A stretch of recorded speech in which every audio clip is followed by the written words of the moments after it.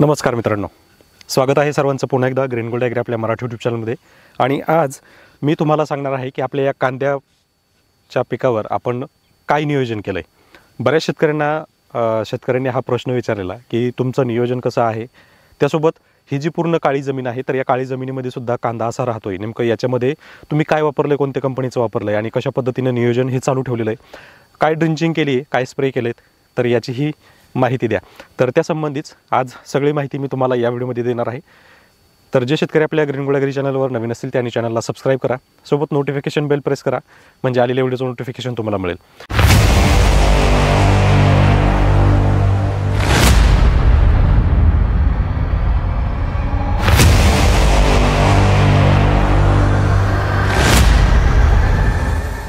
तर मित्रांनो, आपला जो कांदा आहे हा जवळपास आता 37 दिवसांचा झालेला आहे। 27 ऑक्टोबर रोजी याची कोरड्यामध्ये लागवड केलेली आहे आणि त्याच्यानंतर पाणी दिलेलं आहे। तर एकूण नियोजन सांगण्या अगोदर मी तुम्हाला एकदा कांद्याची कंडिशन दाखवतो, कारण जवळपास एक आठवडा पूर्ण झाला आहे, अजूनही धुळीचं प्रमाण एवढं भयंकर आहे की कांदा सर्वाइव्ह होईल की नाही याची पण अजून गॅरंटी नाही आहे। तरीसुद्धा अशा परिस्थितीत मी तुम्हाला चांगल्यात चांगला कांदा आणि कमीत कमी कांदा कसा आहे एक थोडक्यात दाखवतो। तर हा आहे चांगल्यापैकी वाढलेला, हा आहे कमीत कमी वाढलेला, सगळ्यात कमी। तर सगळ्यात कमी जो कांदा आहे हा आता 6 पातीवर आहे, 6वी पात फुटत आहे। आणि हा जो चांगला कांदा आहे हा 2, 4, 6, 8 आणि 9 पातीवर सध्या लागलेला आहे। मुळं जर पाहिली तर मुळंसुद्धा जवळपास 5 ते 6 इंचापर्यंत आहेत, काही मुळं तुटून बाहेर निघत आहेत। सड कोणत्याही प्रकारची सड नाही आहे, मान जी आहे अतिशय चांगल्या पद्धतीची आहे, कोणताही लवचिकपणा अजिबात जाणवत नाही आहे, मानेमध्ये सुद्धा अतिशय चांगला प्रकारे फुगलेला आहे। त्यासोबत जो सगळ्यात कमी वाढलेला आहे तो सुद्धा फ्रेश कांदा आहे, त्याचेसुद्धा मुळं तुटून येत आहेत, म्हणजे खुडून येत आहेत वल जास्त असल्यामुळं। कारण ही जमीन अशी आहे की एकदा पाऊस पडून गेला किंवा पाणी दिल्याच्या नंतर काही दिवसानंतर 3 ते 4 दिवसानंतर ही खाली चिकटपणा तयार करते, म्हणजे पूर्ण ब्लॅक सॉईल असल्यामुळं। त्यामुळं काय होतं की ही जी मुळं आहेत ही तुटून येत आहेत, नाहीतर आजही आपल्या प्लॉटमध्ये 8-9 इंचापर्यंत मुळं झाडांची गेलेली आहेत। त्यानंतर याचाही सेम तसाच प्रॉब्लेम आहे, यालाही कुठेही तुम्हाला लवचिकपणा अजिबात जाणवणार नाही आहे, म्हणजे पाणी जास्त झाल्यामुळं सड वगैरे लागते का काय तो प्रकार याच्यामध्ये जाणवत नाही आहे। त्यानंतर मुळामध्ये सुद्धा तुम्हाला कुठंही सड जाणवणार नाही। तर याच्यासाठीच जे नियोजन मी केलेलं आहे हे नियोजन मी तुम्हाला या व्हिडिओमध्ये सांगणार आहे।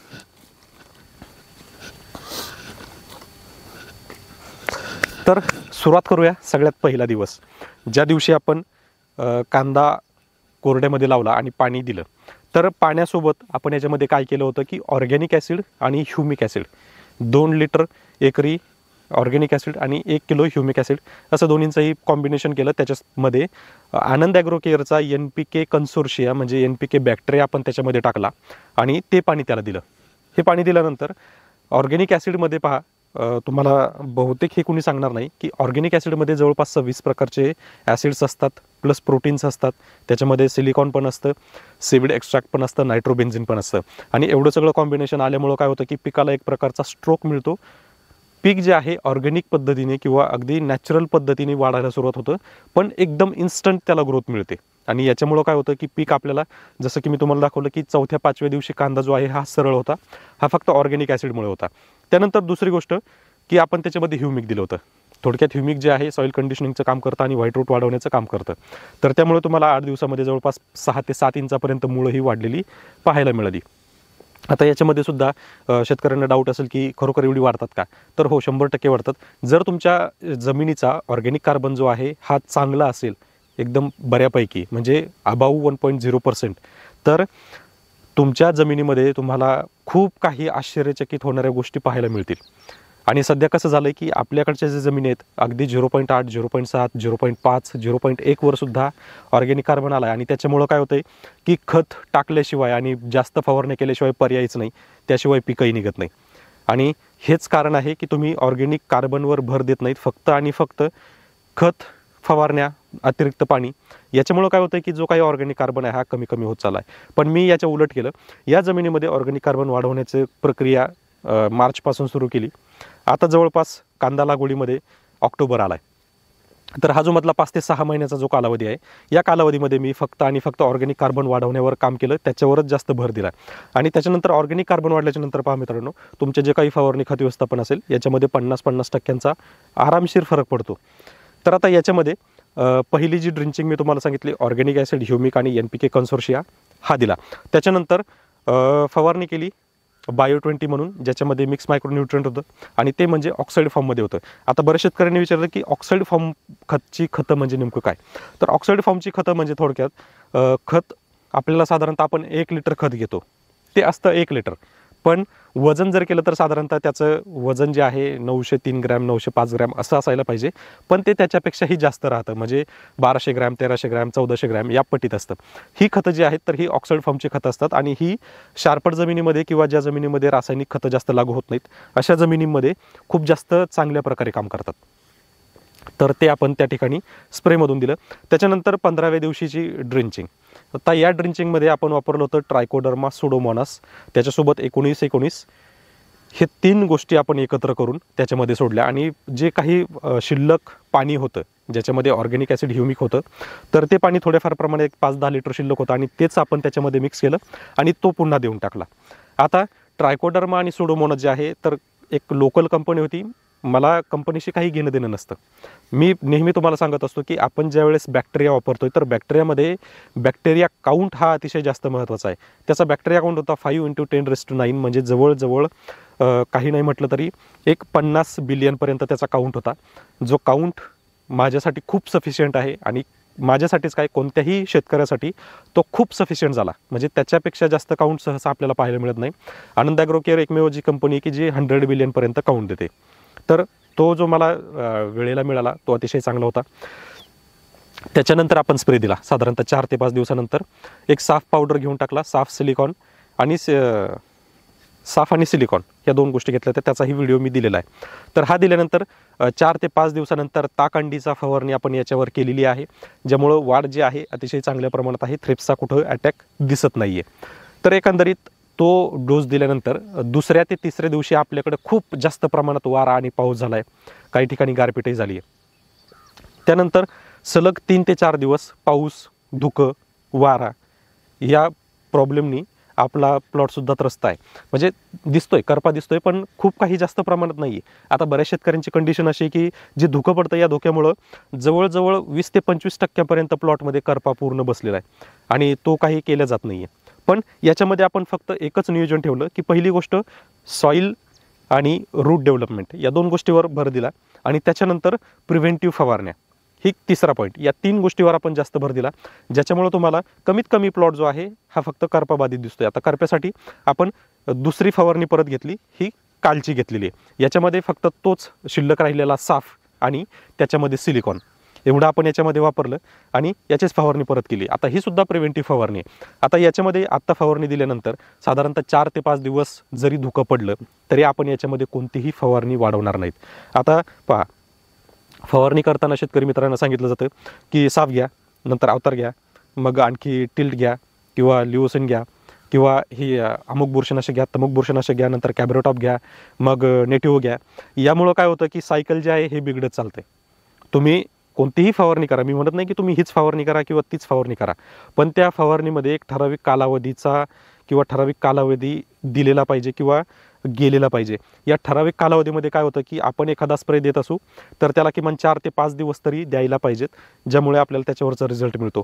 नाहीतर मग काय होतं की 2-2 दिवसाला फवारणी सुरू ठेवल्या की मग ज्या फवारणीचा रिझल्ट आपल्याला मिळायला पाहिजे असतो तो न्यूट्रल होतो आणि दुसरी फवारणी आपली त्याच्यावर बसते. म्हणजे आपण फक्त काय करतो की न्यूट्रलाइज करत चालतोय, आपण त्याला रिझल्ट देत नाहीयेत. आपण त्याला पाहिजे तेवढा कालावधी दिला पाहिजे. जर एक बुरशीनाशक आपण देत असू तर त्याला साधारणतः तो इन्स्टंट लागू होतो, पण लागू होण्यापासून क्रिया दिसण्यापर्यंत किंवा त्याचा रिझल्ट दिसण्यापर्यंत आपल्याला काही ठराविक वेळ लागतो. तो वेळ आपण कमीत कमी 4 ते 5 दिवस दिला पाहिजे असं मला वाटतं. तर आता एकंदरीत प्लॉट हा तुमच्या समोर आहे, तुम्हाला एक कॅमेराही अतिशय चांगल्या क्वालिटीचा आहे, त्यामुळे तुम्ही समजू शकता की नॉर्मल थोड्याफार प्रमाणात या ठिकाणी करपा आहे, कारण या ठिकाणी पाणी साचतं. त्यानंतर इकडं एक फक्त 5 ते साधारण 5% एवढाच करपा आहे. त्यानंतर इकडची जी बाजू आहे ती पूर्ण फ्रेश आहे. त्यानंतर तिकडची जी बाजू आहे ती पण पूर्ण फ्रेश आहे. आता ही पूर्ण ब्लॅक सॉईल आहे. इथं जवळजवळ 30 फुटापर्यंत काहीही लागत नाही, फक्त मातीच आहे. म्हणजे अशी ही जमीन आहे. त्यामुळं काय आहे की ज्या ठिकाणी पाणी साचलंय जास्त राहिलंय त्या ठिकाणी फक्त पातीवर करपा आहे. रूटवर किंवा मुळावर कुठलाही बुरशी नाही आहे किंवा कुठलाही रोग नाही आहे. फक्त आणि फक्त करपा आहे. तर करप्याला सुद्धा आपण प्रॉपर ट्रीटमेंट ती दिलेली आहे. आता इथे पाहू शकता की तुम्ही आत्ता कांदा जो तुम्हाला उपटून दाखवला त्याला कुठेही करपा नाही आहे. म्हणजे करपा जो आहे 100% करपा आहेच, पण अतिशय कमी प्रमाणात आहे, खूप कमी प्रमाणात. ज्याच्यासाठी प्रिव्हेंटिव्ह फवारण्या आपण मी तुम्हाला आत्तापर्यंत जे फवारण्या सांगितल्या या सगळ्या फवारण्या दिलेल्या आहेत. तर मित्रांनो, याच्या पलीकडे आणखी काही प्रश्न आहेत जे मी तुम्हाला सांगणार आहे की जे शेतकऱ्यांना पडत आहेत. आता पहिली गोष्ट की याच्यामध्ये आता 19-19 द्यायला पाहिजे का? तर लक्षात ठेवा, जर धुई पडत असेल आणि धुईचं प्रमाण जास्त असेल तर 19-19 खत जे आहे सध्या वापरू नका. ट्रायकोडर्मा शक्यतो पहिल्या 1 ते 15 दिवसामध्येच आपल्या जमिनीमध्ये द्या. शक्यतो रोप लागवड करताना सुद्धा रोप पाहून घ्या. फक्त रोप मिळतंय म्हणून लावू नका, कारण रोपामध्ये जर ऑलरेडी फंगस असेल आणि तुमची जमीन चांगली जरी असेल आणि तुमच्याकडून जर ट्रायकोडर्मा देण्यासाठी जर उशीर झालेला असेल तर तिथं तुम्हाला 100% परत बुरशी लागणार आहे. त्यामुळं काळजी घ्या. एकूण फक्त एकच गोष्ट आहे, 2 किंवा 3 गोष्टीवर तुम्हाला काम करायचं आहे. ज्या 3 गोष्टी तुम्ही समजून घ्या. पहिली आहे सॉईल डेव्हलपमेंट, रूट डेव्हलपमेंट आणि प्रिव्हेंटिव्ह फवारण्या. या 3 गोष्टीवर काम करा. तुमच्या पिकावरचा खर्च जो आहे ॲटोमॅटिकली 30-40% हा कमी होणार आहे. फक्त या 3च गोष्टी, मी काही जास्त सांगत नाही आहे. वैयक्तिक मी स्वतःसुद्धा करतोय. आता बऱ्याच शेतकऱ्यांना असं वाटत असेल की काही दिसत नाही पण सांगतोय भरपूर, पण सगळं काही तुमच्या समोर आहे. प्रिव्हेंटिव्ह फवारण्या जर आपण ठेवल्या तर अतिरिक्त फवारण्यांवरचा खर्च जो आहे 100% वाचतो. आणि हा माझा तो प्लॉट आहे ज्या प्लॉटमध्ये अजूनही दाणेदार टाकलेलं नाही आहे. दाणेदार टाकण्याचा प्लॅन पण नाही आहे, कारण या जमिनीमध्ये ऑर्गॅनिक कार्बन लेवल अतिशय जास्त प्रमाणात आहे. आणि एवढीच एक गोष्ट मला सफिशियंट आहे की ज्या प्लॉटमध्ये मी वॉटर सोल्युबल खतावर सुद्धा हे पीक काढू शकतो. तर एकंदरीत पूर्ण हार्वेस्टिंगला आल्यानंतर सुद्धा तुम्हाला दाखवलं जाईलच की कांद्याची साईज कशा प्रकारे झाली आहे, किती झाली आहे, कलर कसा आहे, एक समजून जाईल तुम्हाला की प्रॅक्टिकली जर दाणेदार खत नाही वापरलं तर चालते का. आता प्रत्येक जमिनीची कंडिशन ही वेगळी असते. काही जमिनीचा ज्या जमिनीचा ऑर्गॅनिक कार्बन खूप कमी आहे 0.5% किंवा त्याच्याही पेक्षा कमी, त्या जमिनीला पर्याय नाही आहे. तुम्हाला रासायनिक खत हे द्यावंच लागणार आहे आणि तुम्हाला ऑर्गॅनिक कार्बन जो आहे हा वाढवावाच लागणार आहे, नाहीतर त्या जमीन नापीक होणार हे 100%. ज्या जमिनीचा ऑर्गॅनिक कार्बन चांगला आहे 1.0 किंवा त्याच्या आसपास आहे, मागे पुढे थोडाफार, तर त्या जमिनी चांगल्या आहेत, तिथं तुम्ही 50-50% पर्यंत करू शकता. ज्या जमिनीचा ऑर्गॅनिक कार्बन अतिशय चांगला आहे अबाव 1.0% आणि ज्या अतिशय कमी प्रमाणात जमीन आहेत ती लोक चांगल्या प्रकारे उत्पादन घेतात. खूप जास्त खतांचाही खर्च करावा लागत नाही आणि त्याच्यावर रोगराई सुद्धा जास्त येत नाही. तर मित्रांनो, एकंदरीत या पिकाची माहिती तुम्हाला कशी वाटली नक्की कळवा. ज्या फवारण्या आणि ड्रिंचिंग दिलेली आहे त्याची माहिती तुम्हाला सविस्तर दिलेली आहे. या व्यतिरिक्त जर काही तुम्हाला माहिती पाहिजे असेल तर खाली कमेंट करा, नक्कीच तुम्हाला त्याच्यावरही पूर्ण माहिती दिली जाईल. तर मित्रांनो, भेटूया पुढच्या व्हिडिओमध्ये नवीन माहितीचा. तोपर्यंत धन्यवाद.